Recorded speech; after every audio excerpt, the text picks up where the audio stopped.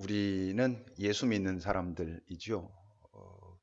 예수를 믿는다라고 말할 때 그건 우리가 보통 우리 사람들끼리 서로 난 널 믿어라고 하는 것과는 굉장히 중요한 차이가 있습니다.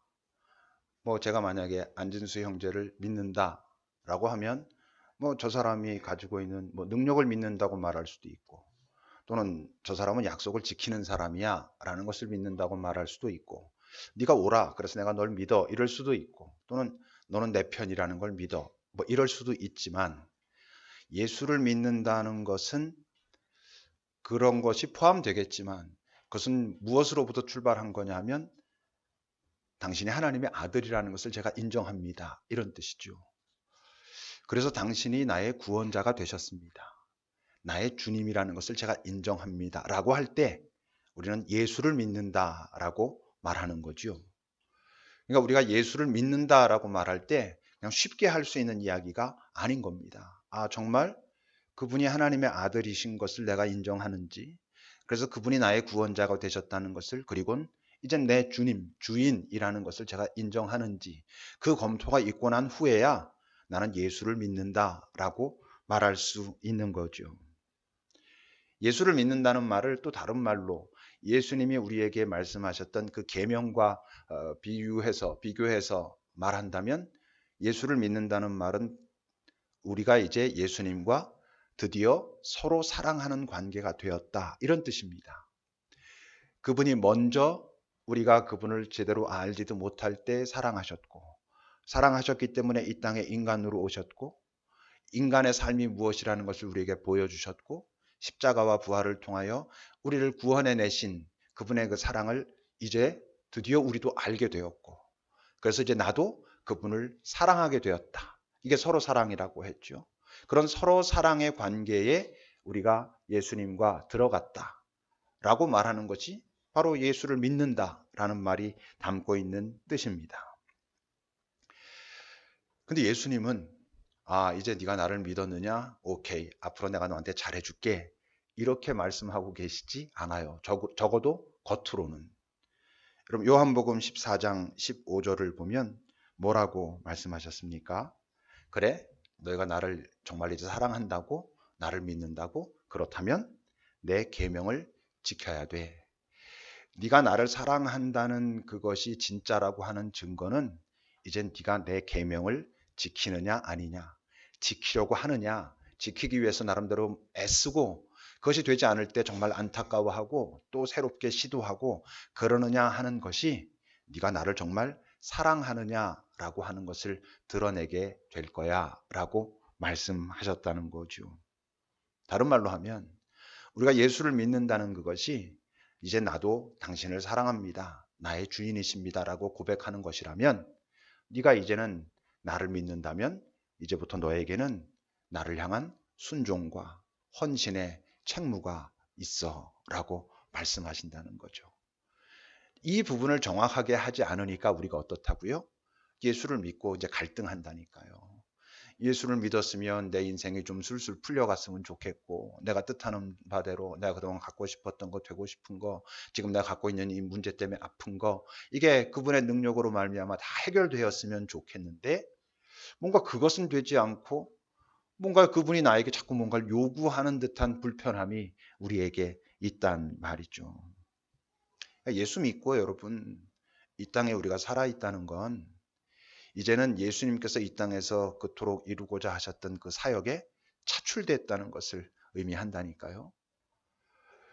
어떻게 생각해 보면 그분을 알면 알수록 이 시간은 참 다행인 시간입니다. 왜냐하면 그분이 정말 나한테 참 고맙고, 당신이 어떻게 하셨습니다, 제가 그걸 알겠습니다 라고 한 다음에 그 감사함을 갚을 수 있는 딱 한 번의 기회가 예수 믿고 아직 이 땅에 살아있는 그 어떤 기간만큼만 우리가 그분께 뭔가를 할 수 있어요. 그 이전에 당연히 아무것도 안 했고요. 이 땅에서의 우리의 호흡이 끝이고 나면 이젠 그분을 즐거워하고 찬양하고 기뻐하고 누리는 것이지, 그분을 위해서 우리가 뭔가 더 할 수 있는 게 없어요. 이 땅에 우리가 예수 믿고 살아있는 요 기간 동안 주님께서 우리에게 이제 너 나 알았어? 나 믿어? 나 좋아? 그러면 나랑 같이 내가 그토록 하고자 했던 이 일 같이 하자라고 말씀하시는 그 자리에 있는 바로 그 시간이라고 하는 거죠. 산상수훈에서 예수님이 이제 당신의 사역에 참여하는 그 삶을 뭐라고 표현하셨어요?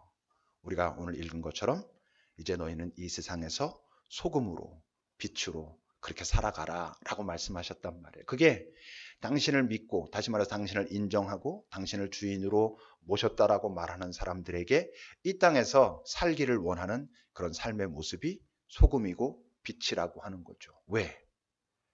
왜 이 땅에서 우리에게 소금과 빛으로 살라 하십니까? 아직도 이 땅이 부패하고 있거든요. 부패돼 있고 그냥 두면 저절로 부패하는 그런 시스템이거든요.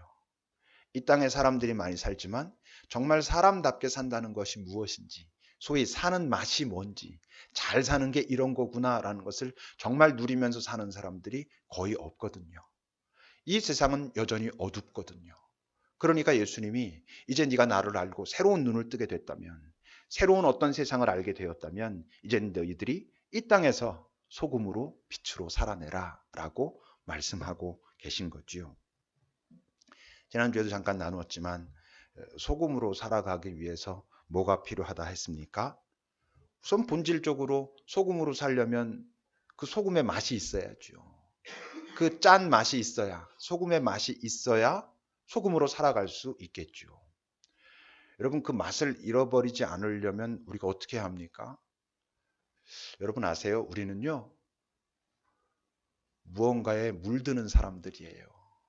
다시 말하면 우리가 소금으로 소금의 맛을 지키면서 유지하면서 살려면 우리는 계속 예수님과 연합해서 예수님께 물들어 있을 때에만 그 소금의 맛을 가질 수 있어요. 소금의 맛이 없다는 건 이제는 몸이 아무런 맛도 없는 존재가 됐다는 게 아니고요. 다른 어떤 것에 물들어 있는 상태가 돼 있어요. 우리 너무나 잘 알죠. 우리가 예수님과 다 있고 예수님이 어떤 분이신지, 그분이 나를 어떻게 사랑하시는지, 나를 어떻게 기대하시는지 거기에 대한 관심을 놓쳐버리고 예수님이 멀게 있다고, 아니 그때는 예수님을 잘 의식도 못하죠. 그런 어떤 순간 우리는 어떤 다른 것에 물들어져 있어요. 나의 어떤 욕망, 나의 어떤 쾌락, 어디엔가 우리가 이미 물들어져 있다고 하는 거죠. 그러니까 짠맛을 잃지 않으려면, 소금의 맛을 잃지 않으려면 우리가 항상 기억해야 되는 건 그 소금의 맛은 내가 만들어내는 게 아니거든요. 예수님과 잘 연합되어 있을 때 예수님께로부터 흘러 들어와서 우리에겐 소금의 맛이 만들어지고, 바로 그렇기 때문에 어떻다고? 그 소금의 맛은 각자가 다 달라요. 우리가 예수님과 잘 연합되어 있을 때, 물들어져 있을 때 그때가 어떻다 그랬어요? 가장 나다운 존재가 된다 했죠. 나다운 존재가 된다는 건 우리 각자를 하나님께서 이 땅에 내어놓으시고 이 땅에서 나의 일을, 우리의 일을 같이 하자라고 하실 땐 각자가 다 다르니까 그렇게 하시는 거거든요. 은사로 나타날 수도 있죠. 내가 잘하는 것, 내가 감당할 수 있는 것, 내가 있어야 하는 자리, 그런 자리들이 분명해지는 삶. 그러니까 짠 맛을, 소금의 맛을 유지하고 있다는 것은 그의 삶이 매우 명쾌해져 있다는 것을 의미해요. 자기가 지금 살아있는 자리에서 자기가 살아있는 그 의미가 점점 명확해져 가고 있다는 것을 의미하죠. 그러니까 마음속에 지금 내가 있는 그 자리의 삶이 그다지 이 세상에서 볼 때는 뭔가 딱 안정돼 있고 이렇지 않다 할지라도 그 마음속에는 묘한 안정감이 있어요. 내 주님께서 나와 함께 하신다고 하는, 그리고 나를 기다리신다고 하는, 나를 빚어가신다고 하는, 그리고 내가 이 땅에 살아있다면 살아야 할 이유가 있다라고 하는 그것이 점점 명확해진다는 거지요. 그리고 짠 맛을 가지고 있어도 어때야 된다고요? 그 소금으로 살려면 내가 어디에 뿌려져야 하는지, 어디에 뿌려지는 것을 알더라도 언제 뿌려져야 하는지, 언제 뿌려져야 하는지를 알지라도 얼마나 뿌려져야 하는지를 알아야 소금답게 그렇게 존재하는 거죠. 여러분, 소금이 등장하는 말 중엔 그런 말도 있죠. 상처에 소금 뿌리기. 그건 그 소금이 상처에 뿌려지면 더 아프고 나쁘고 악랄하게 논다는 뜻이에요. 아까 일부 예배 때도 물어보니까 거긴 아는 사람들이 없더라고요. 우리 어렸을 때는 그렇게 못된 짓을 하고 살았었어요. 뭐냐면 비 오고 난 다음에 지렁이가 이렇게 나오면요, 아, 그 소금 갖다가 왜 지렁이한테 이렇게 뿌렸는지 여전히 안 해보신 모양이네. 여러분, 소금을 지렁이한테 뿌리면요, 지렁이가 막 난리를 치다가 그러다 죽어요. 근데 왜 어렸을 땐 그게 재밌어가지고 좀 못된 거죠? 어? 여러분, 이 소금이 잘못 뿌려지면 상처를 더 덧나게도 하고 더 아프게도 하거든요. 우리 예수 믿는 사람들이 어설픈 그 책임감을 가지고 힘들고 아픈 사람들에게 그에 대한 깊은 성찰 없이, 깊은 고민 없이, 실제로 사랑 없이 그렇게 하니까 그냥 괜히 참견하고 자기 나름대로 충고하고 함부로 비판하고 정죄하고 이런 경우들이 참 많이 있거든요. 근데 어디에, 언제, 얼마나 그야말로 적당하게 잘 뿌려져야 하는지를 알려면 뭐가 있어야 그걸 알 수 있어요? 관심이 있어야죠. 진짜 관심은 언제 생겨요? 사랑해야 생겨요. 사랑하지 않으면 대충 봅니다. 대충 보면 자기 하고 싶은 대로 하게 돼 있어요. 사랑해야 자세히 보지요. 오래 보지요. 뭔가를 시작하기 전에 고민하지요. 생각해 보지요. 그래야 그래도 완전하진 않지만 그래야 그나마 적당하게 내가 할 수 있는 분량 또는 내가 할 수 있는 분량에서 조금 절제하면서 할 수 있어요. 그때 잘 도울 수 있어요. 근데 우린 너무 쉽게 그렇게 한다는 거죠. 사랑이 없으니까. 관심이 없고 관심이 없으니까 대충 하죠. 여러분, 예수님이 우리 한 명 한 명에게 다가오실 때 예수님을 깊이 만난 경험이 있는 사람들은 알아요. 뭘? 딱 나에게 맞게 다가오셨다는 것을. 바로 그 시간에 그 방법으로 그렇게 다가오셨다는 것을 알거든요. 그 사랑을 우리가 깊이 알고 그 사랑을 가지고 사람과 세상을 봐야 딱 그거 비슷하게 할 수 있어요. 근데 그러지 않는 거죠. 그냥 다들 내 삶도 바쁘다고 여전히 그렇게 사니까 어디에 언제 얼마나 잘 적당하게 뿌려져야 하는지를 모르고 산단 말이에요. 어디에 언제 얼마나 뿌려져야 되는지 알아도 거기 뿌려지고 나서 녹지 못하면 그러면 소용없지요. 녹지 않으니까 그냥 판단하고 정죄하고 충고하고 이렇게만 돼버리기 쉽다니까요. 거기 이렇게 녹아 들어갈 줄을 몰라요.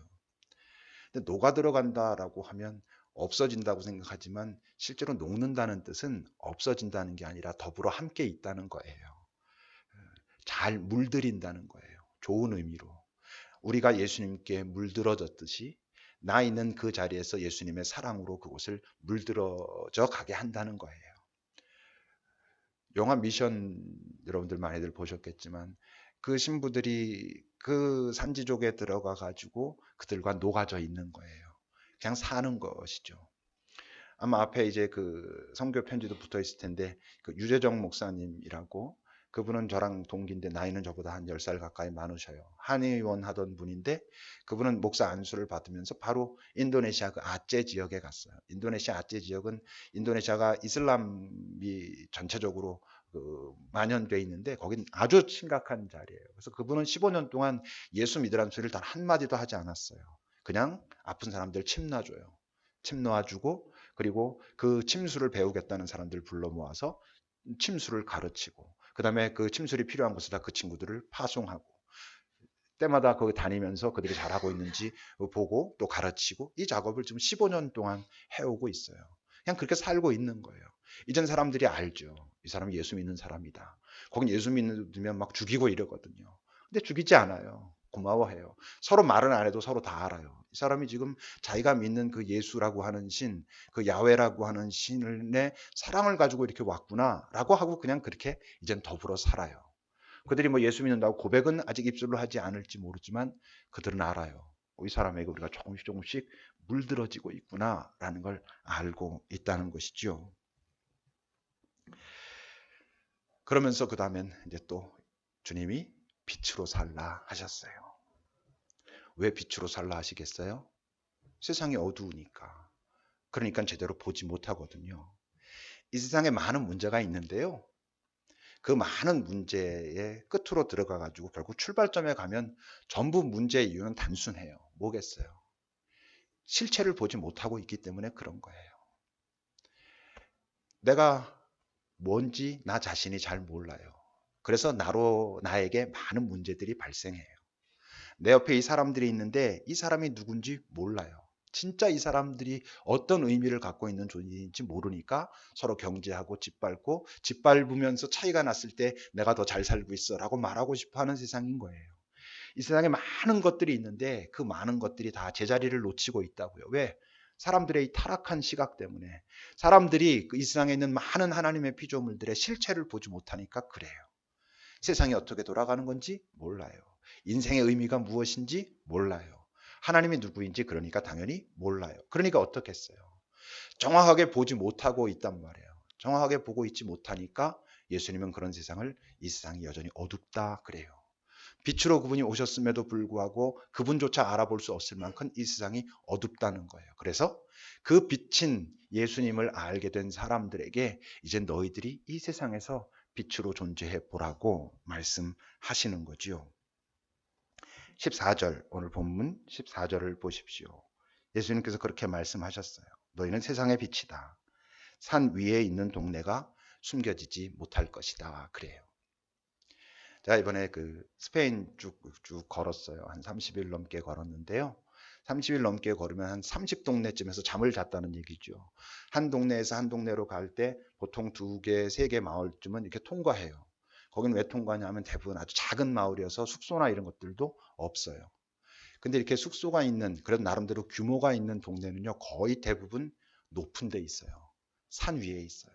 정말 큰 도시는 성벽으로 이렇게 둘러싸여져 있어요. 그때는 높은 데 있어야지 자기네들에게 보호할 수 있는 데였기 때문에 그래요. 그래서 조금 높은 데 있는 도시들일수록 많이 번성되어 있어요. 너희들이 빛으로 이 세상에서 산 위에 있는 동네들을 드러나게 한다는 뜻은 이 세상은 많고 크고 높으면 행복하다고 말해요. 근데 이 산 위에 있는 동네가 너희의 빛으로 말미암아 결국 다 드러나게 될 거라는 것은 그것들이 아무것도 아닌 것은 아니지만 그것들이 인간의 행복을 정말 보장하는 것은 아니라는 것을 너희들이 보일 수 있을 거야. 보여야 돼라고 말씀하셨다는 거지요. 그러니까 빛은 이 세상에서 말하는 크고 높고 견고하다고 하는 우리를 보호해 줄 거라고 하는 그것들을 잘 드러내게 하는 거예요. 너희들이 지금 그것이 너희들을 보호한다고 생각하고 있지만 너희들이 그것 때문에 얼마나 속으로는 안절부절하고 있니? 얼마나 마음속으로 두려워하고 염려하고 있니? 진짜 행복은 거기서 오는 것 아니야 라고 드러낼 수 있는 그런 역할을 해야 된다는 거죠. 예수님이 그 왜 제자들과 대화하시는 중에 너희 나를 누구라 하느냐라고 물어보시는 장면 있죠. 복음서에 몇 곳에 이제 그런 얘기가 있어요. 근데 예수님이 그 말씀을 어느 지역에서 물어보셨냐면 제자들에게 빌립보 가이사랴라고 하는 곳에서 물으셨어요. 빌립보 가이사랴라고 하는 것은 가이사랴는 시저란 뜻이에요. 황제, 로마 황제를 뜻하는 거예요. 그러니까 빌립보 가이사랴는 로마 황제에게 봉헌된 도시이거나 아니면 로마 황제를 기념하는 도시였단 말이에요. 그러니까 빌립보 가이사라는 다른 동네에 비해서 어땠겠어요? 훨씬 더 화려하고 많은 것들이 이렇게 갖춰져 있는 그런 도시였겠죠. 그러니까 예수님이 의도적으로 바로 그런 도시 한 복판에서 제자들에게 묻는 거예요. 내가 누구냐? 다시 말하면 이 세상은 그 가이사, 시저, 그 로마 황제를 왕이라고 말하는 그 세상에서 그 현장에서 너희에게 진짜 왕은 누구냐라고 물으셨다는 것이죠. 이 세상은 크고 높고 뭔가 많이 가지고 있으면 행복하다고 하는데 너희들도 그러냐라고 물으신 거예요. 너희들은 정말 내가 너희들의 주인이 맞느냐라고 물으신 거죠. 한국 교회가 이 땅에 우리 예수 믿는다고 하는 사람들이 예수 믿는다고 하면서도 그것이 드러나지 않는 이유는 뭐예요? 예수 믿었다고 하면서도 여전히 어떠냐 하면 크고 높고 많은 것을 여전히 추종하고 있거든요. 이제는 하나님을 향해서 이거 나도 갖고 싶은데 왜 갖지 못하게 하냐고 안달 부리고 있으니까 빛으로 살기는커녕 빛 되신 그분을 제대로 아직 알지도 못하고 있는 상태인 거지요. 빛으로 살아가는 모습은 어떻다라고 예수님이 말씀하셨냐면 15절입니다. 15절 우리 한 목소리로 같이 읽어봅시다. 15절입니다. 사람이 등불을 켜서 말 아래에 두지 아니하고 등경 위에 두나니 이러므로 집안 모든 사람에게 비치느니라. 말 아래 둔다는 것은 그 말은 함지박 같은 걸 말하는 거예요. 그러니까 불을 켜서 함지박으로 덮어놓지 않아야 되는 것 아니냐. 그럼 빛으로 아무것도 못하니까 일단 등경 위에 이 높은 곳에 이렇게 있어야 된다는 거예요. 드러나야 된다는 거예요. 여러분, 드러내게 하는 역할을 하기 위해서, 많은 것을 드러내게 하기 위해서 내가 각오해야 될 게 있어요. 뭐냐면 먼저 드러나는 거예요. 먼저 내가 깨끗하고 맑게 투명하게 드러나는 존재가 돼야 그런 존재에 의해서 드러나는 그 사람들이 두려워하지 않아요. 이번에 걸으면서 저 자신을 위한 기도는 딱 한 가지였어요. 하나님, 제가 맑고 투명하면서 그러면서도 따뜻할 수 있는 존재가 되게 해 주십시오. 이게 저의 굉장히 중요한 그 화두였어요. 맑고 깨끗하면 차가워지기 쉽거든요. 그러면서도 따뜻하려면 뭔가 조금 이렇게 폐쇄적이고 이렇게 되기 쉽거든요. 그렇지만 깨끗하고 맑고 투명한, 이 세상의 사람들이 누군가를 신뢰한다라고 할 때요, 신뢰하는 건 그가 능력이 대단해서 신뢰하는 게 아니에요. 여러분이 누군가를 정말 저 사람은 신뢰할 수 있어 라고 하는 사람을 생각해 봐요. 단순해요, 사실은. 그의 능력이 있느냐 없느냐, 뭐 얼마나 똑똑하냐 아니냐, 뭐 나이가 많냐 적냐가 아니고요. 그 사람이 겉과 속이 같으냐 하는 거예요. 겉으로 드러나는 그것 자체가 그의 속도 보여주고 있느냐라고 하는 거예요. 그래서 신비주의는 우리가 신뢰하지 않아요. 저 사람은 도대체 무슨 말을 해도 지금 도대체 뭘 말하는 건지 잘 알 수가 없어. 말로는 이렇게 말하는데 그게 진짜인지 아닌지 알 수가 없어. 그런 사람은 신뢰할 수가 없는 것이죠. 물론 우리가 신뢰를 받기 위해서 내 모든 것을 다 까뒤집어야 되는 것은 아니지만, 우리가 맑고 투명한 존재가 되는 것은 우리가 드러내는 존재, 빛으로 살기 위해서 참 중요한 거예요.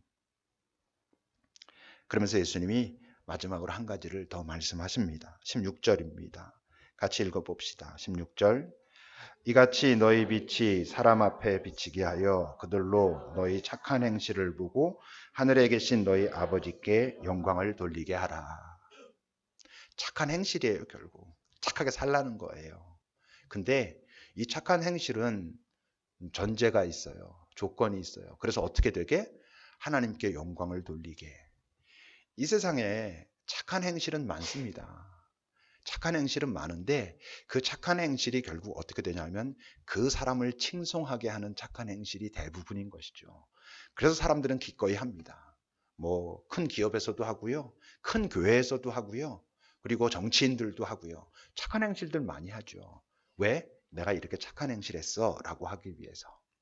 근데 오늘 예수님은 그 착한 행실이 어떤 걸 말하냐면 하나님께 영광을 돌리게 하는, 내가 뭔가를 했는데 사람들이 나의 그것을 보면서 뭐 나에 대해서도 좋다 생각하겠죠. 그런데 초점이 어디로 가게 하냐면 하나님을 찬양하게 하는 그런 착한 행실. 언뜻 생각하면 엄청나게 큰 일일까요? 아니에요. 큰 일을 말하는 게 아니죠. 그냥 누군가 무언가를 했는데 그것을 보고 하나님을 찬양하게 된다는 것은 그가 그 일을 한 그것이 당연히 그냥 그 정도면 할 만한 것이 아닌 어떤 삶을 말해요. 많이 가졌다고 할 수 있는 게 아니에요. 예를 들면 선한 사마리아인이 왜 선한 사마리아인이에요? 그는 나름대로 많은 것들을 갖고 있었던 사람인 것 같아요. 근데 많은 걸 갖고 있기 때문에 다 그렇게 하나요? 아니거든요. 사람들이 생각할 때 당연하다고 생각할 만한 일이 아니거든요. 직접 가던 길을 멈추고 가서 그와 만지고 그를 씻어주고 닦아주고 하고 또 데리고 가가지고 여관에 누이고 다시 돌아올 때 내가 다 책임질 거다라고 하고, 그건 사람들이 볼 때 당연하지 않아요. 그냥 단순히 돈이 있다고 해서 할 만한 일이 아니라는 것을 아는 것이죠. 그래서 그를 예수님은 선하다라고 말씀하셨어요. 여러분, 꼭 그렇게 많이 가진 사람만, 어린아이가 그냥 자기 먹는 거 있으면 그게 다인 줄 알고 가는, 그렇게 사는 아이가 어느 날 뭐 감자튀김을 들고 이렇게 가다가 저기서 어떤 아저씨가 쭈그리고 앉아 있는 것을, 노숙자 아저씨가 배고프게 앉아 있는 것을 보고 쭉 가다가 아니 나 가서 저 아저씨한테 이거 주고 올래 라고 하는 그런 것을 말하는 거예요. 그냥 우리가 당연하게 익숙하게 하는 것 너머의 어떤 것. 근데 그게 우리의 능력 밖에 있는 일을 말하는 건 아니에요. 사랑이 있으면, 예수님이 나를 사랑하셨고 나에게 착한 행실을 통해서 하나님을 드러나게 하라고 한다면 이 세상이 그냥 이만큼은 할 수 있다라고 하는 것 바로 넘어 내가 할 수 있는 한 가지가 뭐가 있을까라고 고민하는 그것을 말하는 거죠. 그래서 착한 행실을 하려면요, 지금 현재의 나를 소중히 여길 줄 알아야 돼요.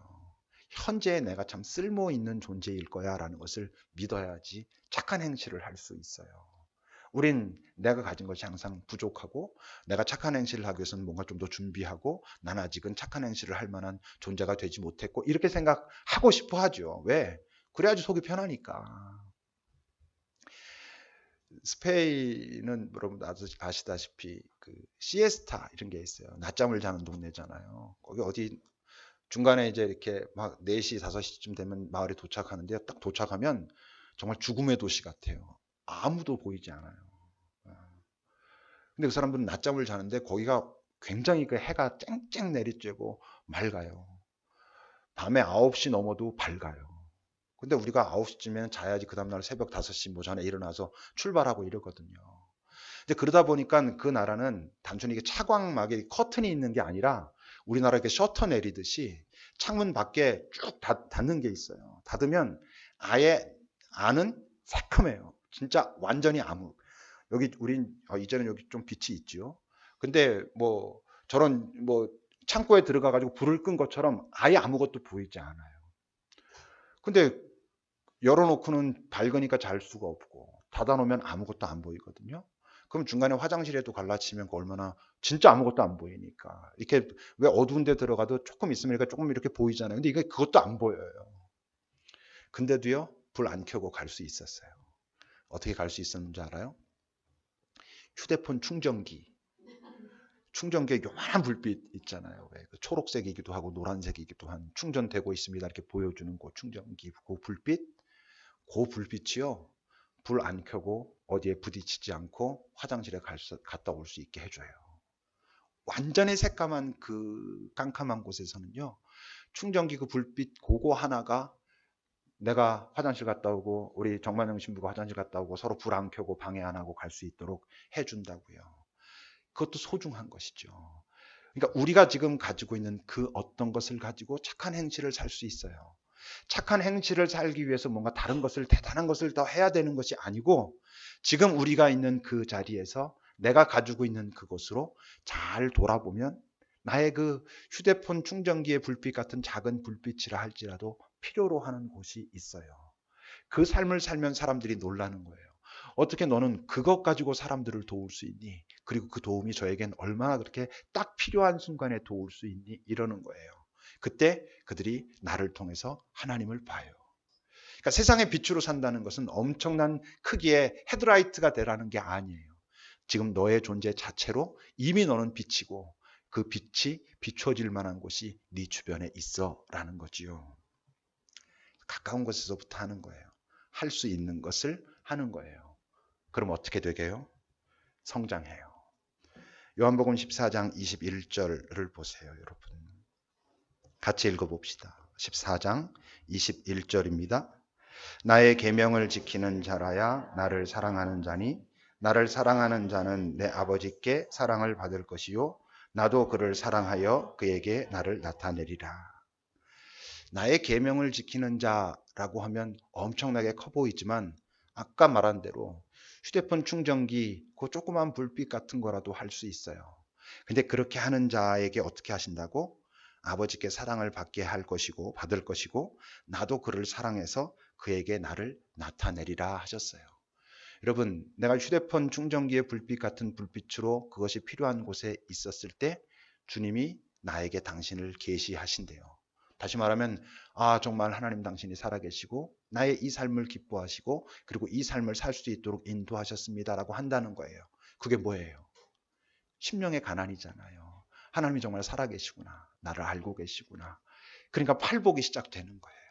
심령의 가난과 그랬을 때 나 자신을 더 잘 볼 수 있게 하고 온유를 꿈꾸게 하고 의에 줄이고 목마르게 하고 그러면서 우리는 조금 더 성장해요. 그러니까 여러분 성장은 예수님과 함께 가는 성장은 시도하는 데서 와요. 대단한 것을 시도하는 게 아니라 지금 내가 할 수 있는 것을 시작하는 데서 와요. 그래야 알아요. 이게 진짜 이렇게 하시는구나. 말했죠? 예수 그리스도의 사랑은 머리로 아는 게 아니에요. 체험적으로 아는 거예요. 내 주님께서 말씀하시는 그 자리에 있을 때 경험하게 되는 거예요. 그때 나는 결코 빛인 것 같지 않아요. 나는 여전히 어둠 속에서 허우적거리는 줄 알았는데 내 안에 작은 불빛 하나가 자라고 있었음을 나도 알게 돼요. 그리고 이것이 주님이 나를 사랑하시기 때문에 결코 꺼뜨리지 않으시기 위해서 나를 지금까지 기다리시고 참으시고 이끌어 가셨구나라는 걸 알아요. 그래서 새로운 감사가 시작되고 그 감사로부터 시작되는 주와 또 한 걸음의 동행이 있고, 그러다 우리는 이 세상을 나는 몰랐는데 나 때문에 살게 됐다는 사람들이 생기고, 우리 때문에 이 지역이 살게 되고, 우리 때문에 누구 아프고 슬픈 자들이 힘을 얻고 그래요. 여러분들 주변에 아픈 사람들 한번 잘 돌아보세요. 우리에게 큰 것을 요구하고 있어요? 아니에요. 세월호 유족들이 제일 많이 고맙다고 하는 건 다른 거 아니에요. 오늘 여기에 와주셔서 고맙습니다라는 거예요. 당신들 때문에 특조위가 계속 진행될 수 있고, 당신들 때문에 진실이 드러나고, 당신들 때문에 배가 올라올 수 있게 해주셔서 고맙습니다가 아니에요. 이 자리를 잊지 않고 우리와 함께 있어 주셔서 고맙습니다. 그들은 결국 그들이 또 살아가게 돼 있어요. 우리가 어떻게 살리겠어요? 우린 함께 있는 거예요. 그리고 함께 있는 게, 있어야 할 자리에 있어야 할 모습으로 함께 있는 게 빛으로 사는 거예요. 소금으로 사는 거예요. 기도합시다. 오늘 주님께서 우리 각자를 향해서 빨리 열심히 노력해서 소금이 되라고, 빛다워지라고 말씀하시는 게 아니에요. 너는 이미 소금이고 빛이라고. 네가 잘 뿌려지고 녹아질 곳이 있고, 지금 너의 그 크기의 빛으로 비출 만한 곳이 있다고 우리에게 말씀하셔요. 어딘가 살펴보세요.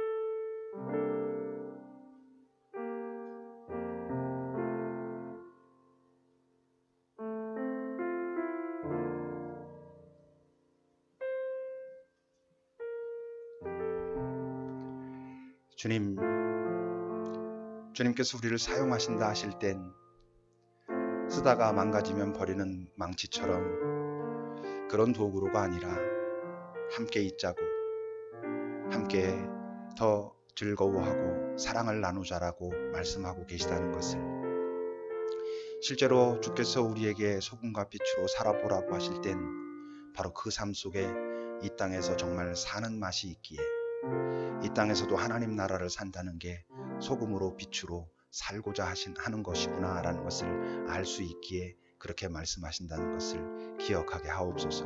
주님, 우리가 예수 믿고 아직 이 땅에 살아있는데 이런 우리의 삶이 누구에겐간 어디에선간 참 네가 필요했고 고마웠다 라고, 그래서 널 통해서 하나님을 보게 되었다 라고 말할 수 있을 만한 그런 삶을 살아내는 우리가, 급이교회가 되게 하옵소서.